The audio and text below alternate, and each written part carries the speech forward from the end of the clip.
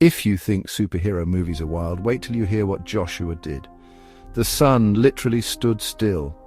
Yep, you heard that right. Here's the scene. Joshua and the Israelites are battling 5 enemy armies.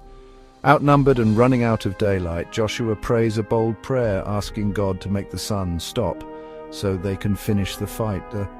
And guess what? God answers. The sun stands still in the sky and the moon pauses too. The Israelites win the battle, because time itself paused for them.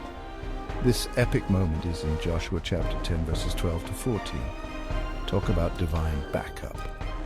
If you love amazing Bible moments like this, tap subscribe, share with a friend, and let's keep exploring these wonders together.